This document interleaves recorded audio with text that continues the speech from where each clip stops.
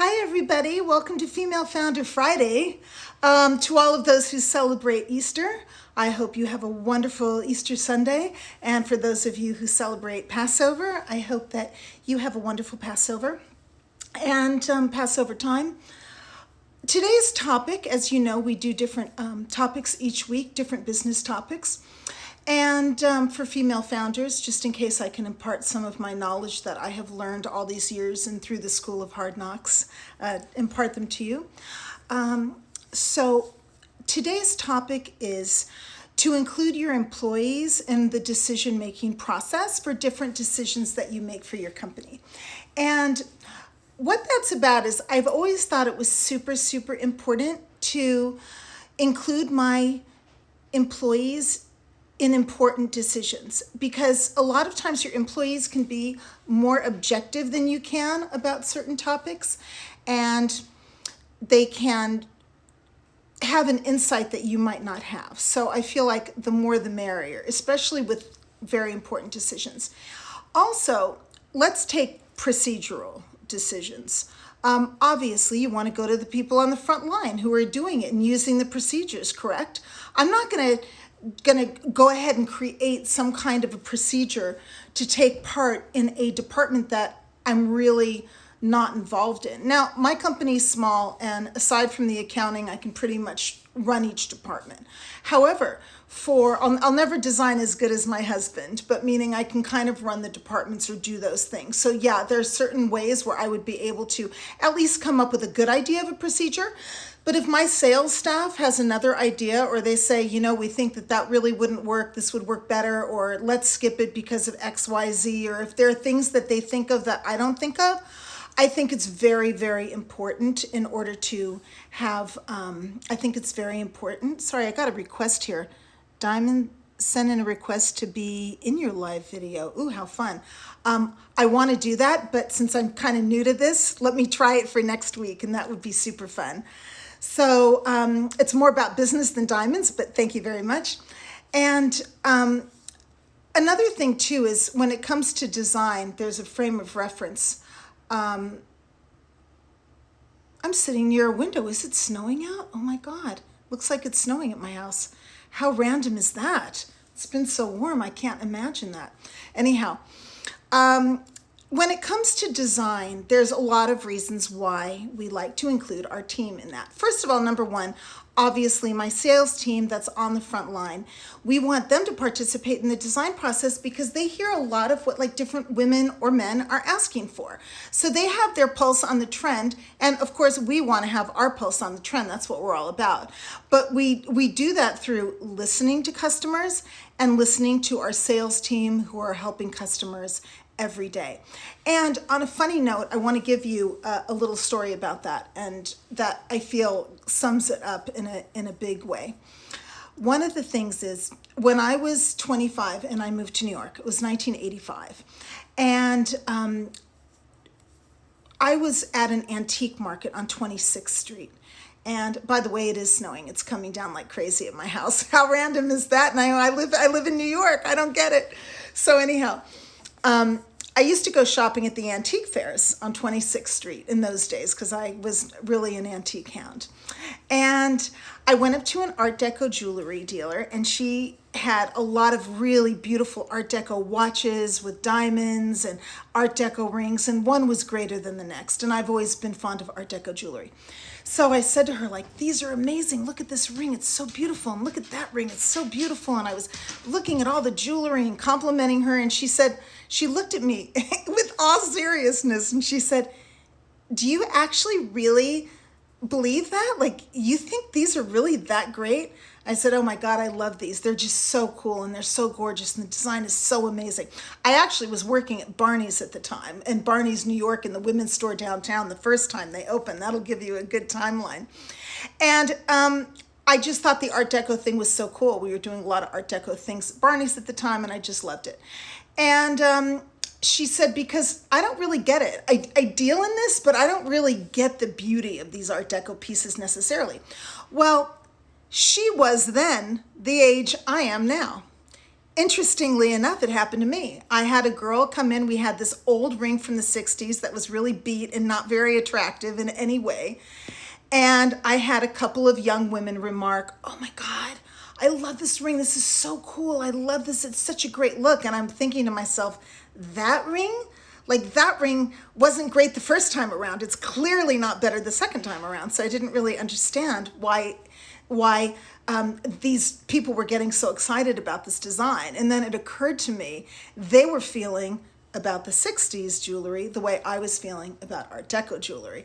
Whereas, enough time had passed where you could see it in a whole new way and where you have a completely different frame of reference.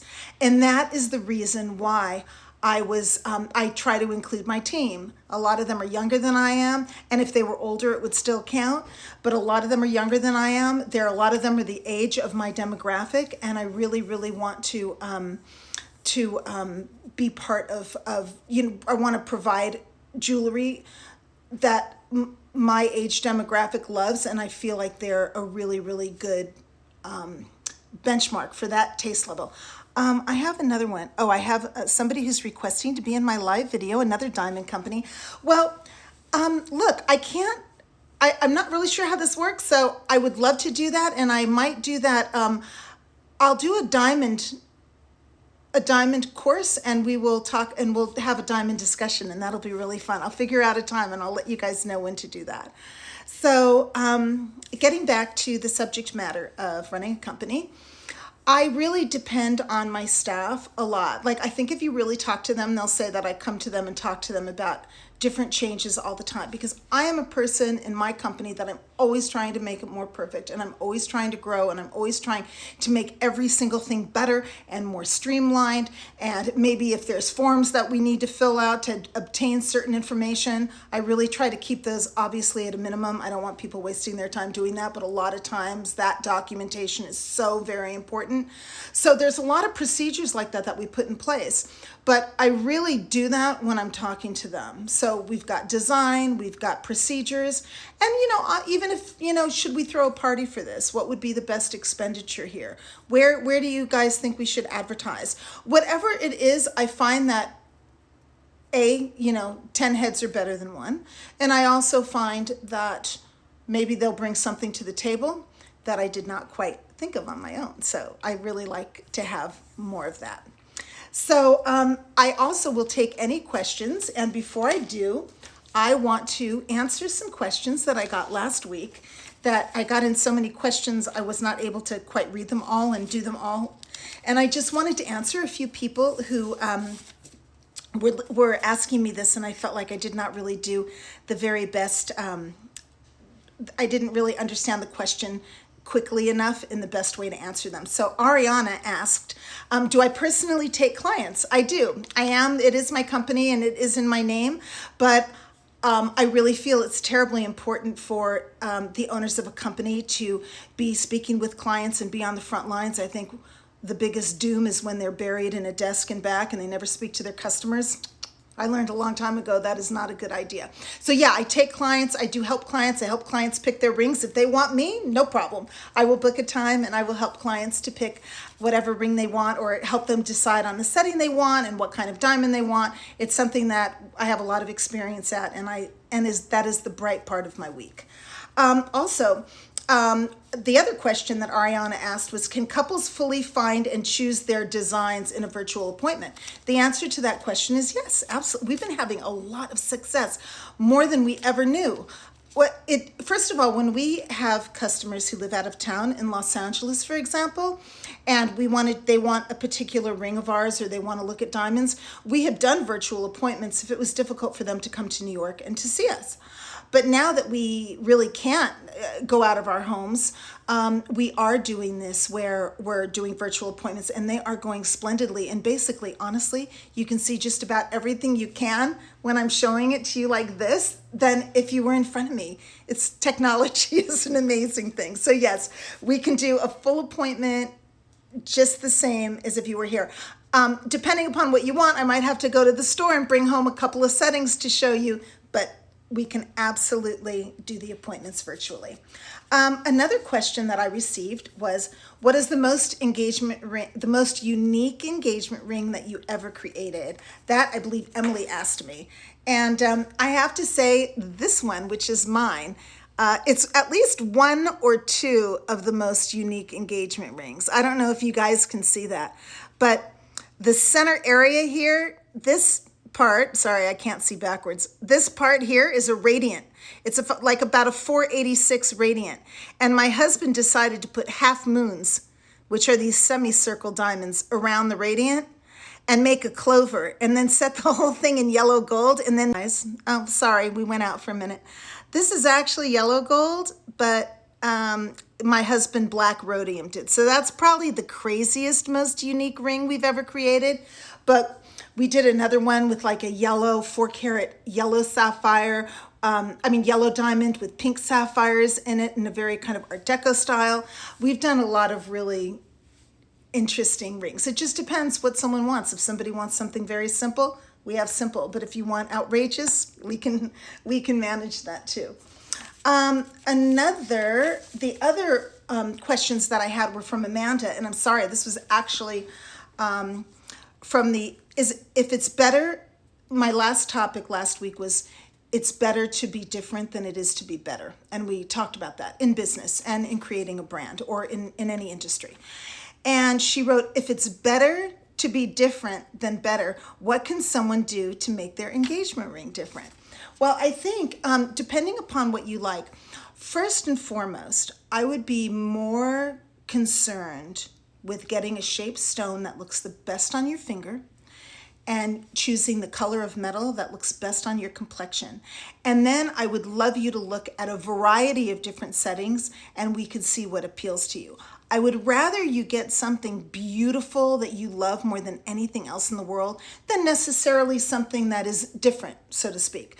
But there are ways that we can personalize and create and make unique even the most simple ring. So you can take something that's relatively simple or that you have seen others wear and you can do something unique with that, or you can create a whole unique setting with us to have something that nobody else has. And that's what jewelry designers do all day long. We think about different settings, and it's really helpful to go to a professional to do that.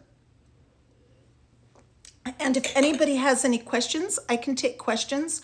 Otherwise, I think I'm going to take a detour onto the topic that I was just saying. Alrighty, good. I have a lot of people coming in, but I don't see a lot of questions, so that's wonderful. Let me make sure I didn't lose any. Okay, so one of the things that what was I just talking about making a unique engagement ring, having it beautiful. Sorry, I lost my train of thought with these coming in. So anyhow, does anybody have any questions for me at all, possibly?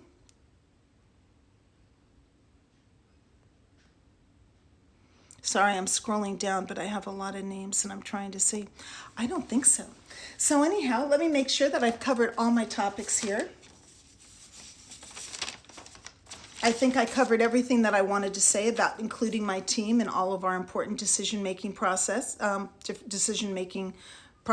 I guess you would say.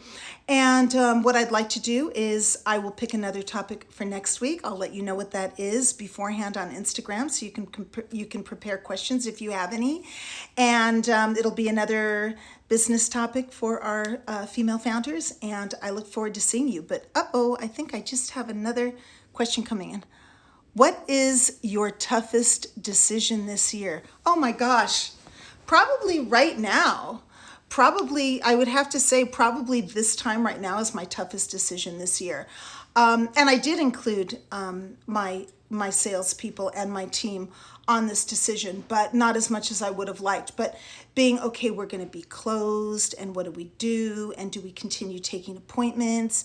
And how do I continue paying everybody if we're not having an income? And what about these different loan options are there? And I think making the decision is difficult on do I take with what the government is offering, do I take a PPP loan? And if I do, can I take a PPP loan and a regular SBA loan? There's all these like tricky, crazy things that came up, and it was more of a series of really hard decisions that I had to make, and I was exhausted at the end of the day. Do you ever have to follow a decision against your own taste because your staff disagrees? Yeah, I do. I mean, first of all, my team and I are on the same page generally all of the time. So if they say we don't agree with something that you're saying, or something that you want to do, then I pretty much I would have already figured out, I would have already been concerned about that reason, which is why I asked them to begin with. And I can't say that we disagree a lot, but if I wanted to do something and my team really did disagree and said, no, don't do it, then I doubt it would happen. I mean, it would have to be something really extraordinary for me to say, sorry, I'm doing it anyway. But I've never had to do that yet, so I don't think so. Let's see. Hope you and Douglas are well, staying healthy. Hey, Tara, how are you? We're doing well. We're at home. We're enjoying ourselves. And I'm doing a lot of cooking and cleaning and a ton of work. So it is fun. Well, anyhow, I think that we're good. I don't see any more questions. And thank you so much for joining. And I look very, very forward to having you next Friday at 3:00, and I will pick another topic and put it on Instagram beforehand in case you have any questions. Thanks, guys. So long. Bye-bye.